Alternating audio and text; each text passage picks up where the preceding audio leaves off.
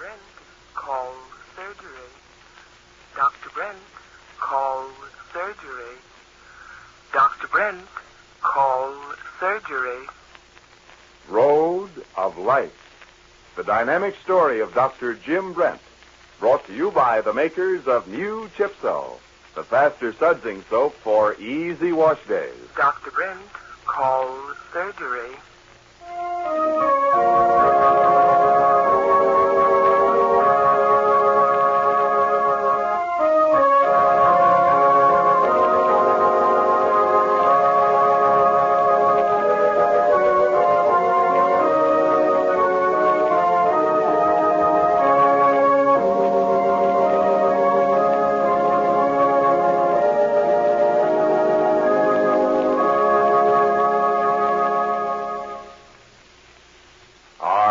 To send for one? I'm going to send for 2 or 3. I never turn my back on a bargain. And friends, if you saw New Chipso's offer, you'd say the same thing. It's a big steel Foley food chopper, a different kind of food chopper with 3 blades and a spring action. And you can have it for only a Chipso box top and 25 cents. This Foley food chopper is big, a good 7 5/8 inches from the top of the handle to the keen edges of the sparkling blades. And there are 3 parallel blades, each one 3 3/4 inches of sharp-tempered stainless steel. Added up, that's a total of almost 1 foot of cutting surface. So it works fast. Naturally, you can chop tough vegetables, shred cabbage, fruit, nuts, mint to any degree of fineness you want, and do it much faster than with the ordinary single or double-bladed food chopper. But here's the biggest feature of all. Here's what makes the Foley food chopper exclusive. 2 of the blades are at the end of a strong double frame, but the third or center blade is on a powerful spring. I'll let my friend here explain what that means. Well, it means that this Foley food chopper fairly bounces in your hand when you use it, and the spring cushions the downstroke, doing away with much of that jarring action you get with rigid food choppers. Now, this offer, for the United States only, is being made to acquaint you with New Chipso, the safe wash day soap that proved in tests against 8 of America's leaders that it makes suds up to 44% faster. So, for each chopper, mail just 1 Chipso box top, 25 cents, and your name and address to Chipso, CHIPSO, Chipso, Cincinnati, Ohio. And if you're going to kitchen showers this June or want a really practical prize for bridge parties, send for 2 or 3.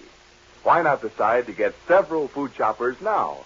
Send your request to Chipso, Cincinnati, Ohio, today.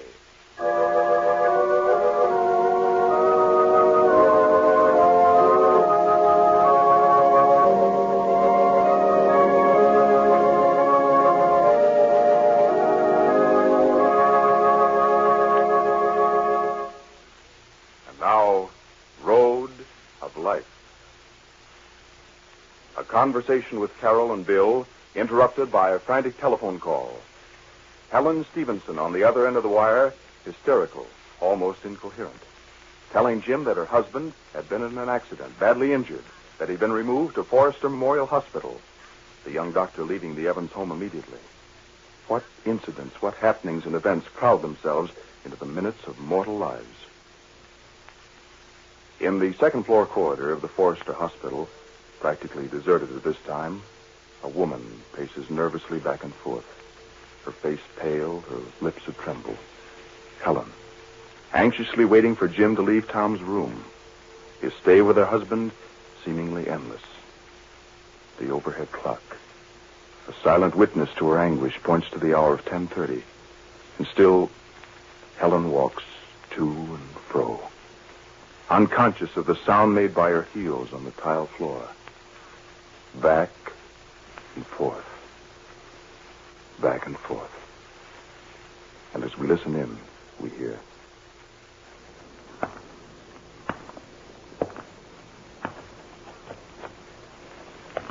Half-past 10. An hour. An hour since they brought him in here. Oh, his face, I can't get it out of my mind. What's going to happen? What's going to happen?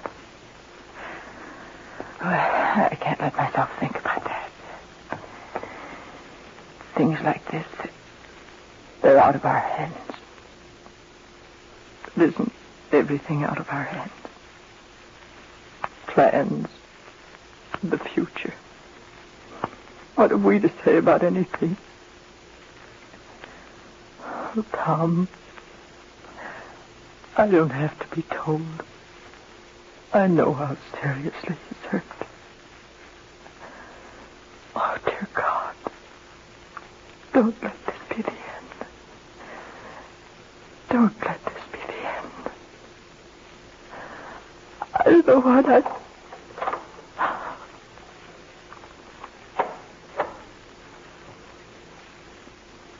Jim, how is... Come on, Helen.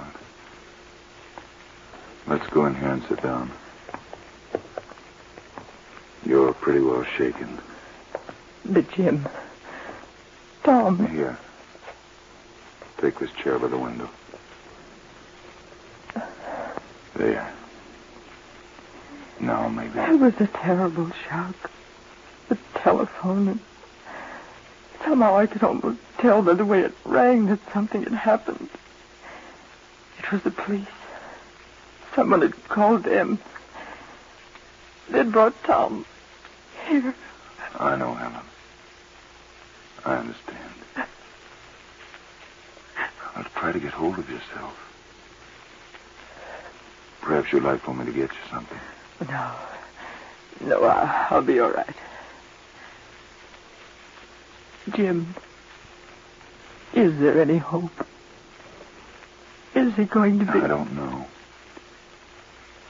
There isn't much that I can say just now. I don't have to tell you how seriously he's been injured. You've seen him. I know, but there must be something. Everything that can be done has been done. Now it's a matter of waiting. Waiting? But his injuries... We know that there's a concussion. Possibly a fracture. Oh, Jim. He's unconscious, Helen. He will be for some time. Hypos have been given. Why? Why should a thing like this have to happen to Tom of all people? Oh, he's so good and fine. He wouldn't harm anyone. Then something like this comes along. I know. And we spend our time thinking about the future, making preparations for it, making ourselves believe that it's ours to plan, that it's given to us to say what we will and what we won't do. We fool ourselves into thinking that we have the final say about what's going to happen. Only to have something come along and show us how unimportant, how insignificant we really are.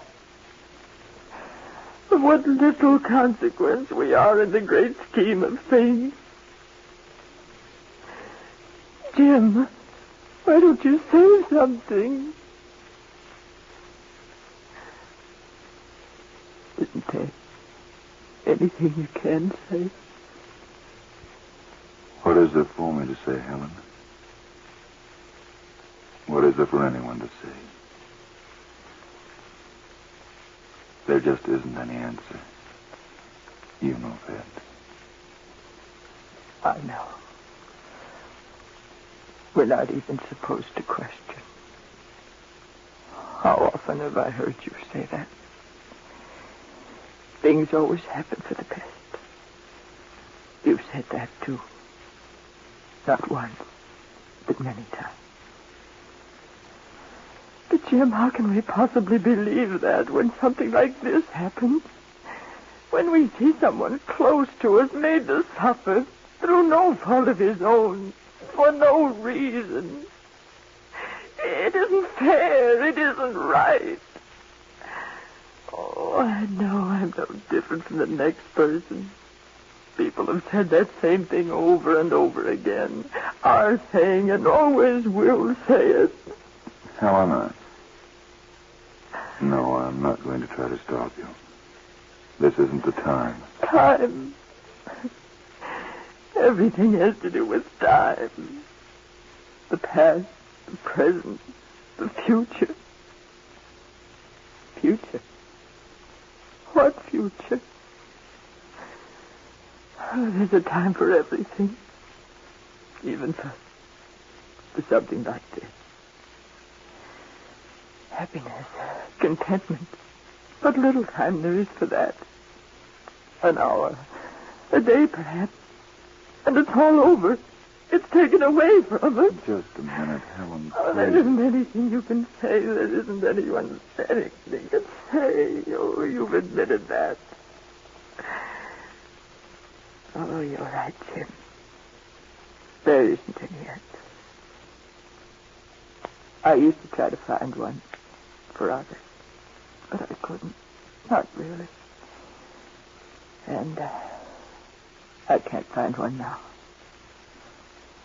Pollyanna philosophy. That's what it is at best. You know it.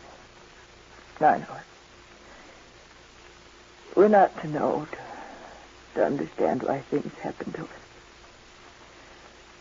Who are we to question the whys and the wherefores? Pawns. That's what we are. We're pawns in the hands of fate. Puppets. The strings are pulled and we move. We haven't anything to say about it. Puppets and marionettes. Millions of us. Tears, logic, quarreling with fate. Nothing matters. We always lose. We're fools to fight. We always lose.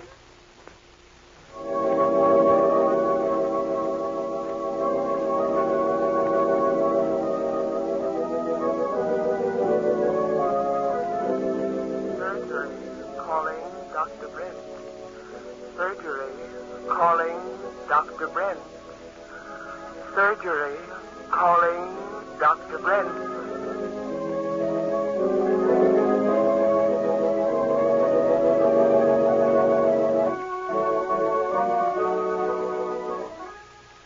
Fate holds the strings, and men, like children, move but as they're led. Plans, objectives. How fate steps in and interrupts them. Who shall know what the dooming gods have willed? What is to be the outcome of the serious accident to Tom Stevenson? Be sure to listen tomorrow.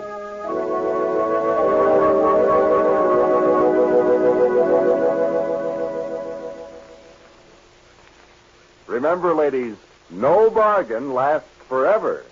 So send for our big 7 5/8-inch food chopper while there's time. It's a Foley food chopper, all steel but the hardwood handle. And the 3 blades, mind you, there are 3 blades, are stainless steel. And don't forget, this food chopper has a special feature. It operates with an exclusive spring action that makes the chopper fairly bounce when used. You can chop meat, fruit, or vegetables in a flash. Do it with less jarring to your arm and wrist. We're making this offer so you try the new wash day soap that ounce for ounce makes 24% more suds than the average of 8 of the most popular wash day soaps we tested. Chipso. New Chipso. So get Chipso. Then for each chopper you want, and you may want extra ones for prizes or gifts, send 1 Chipso box top, your name, address, and 25 cents to Chipso, Cincinnati, Ohio. Be sure there's sufficient postage on your letter and allow about 2 weeks for delivery. Send for your spring action food chopper and send for it today.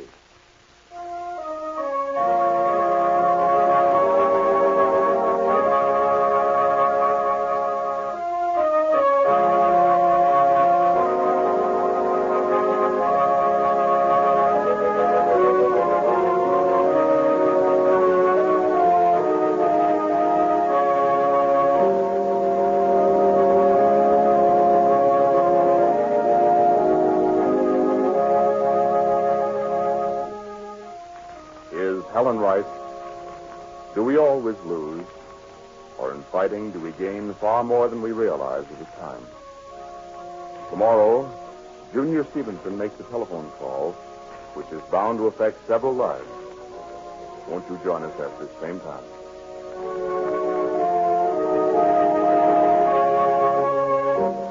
Friends, Against the Storm follows immediately over this station.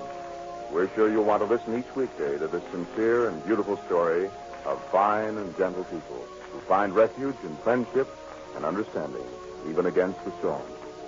Please stay tuned in. This is James Fleming speaking and wishing you good morning.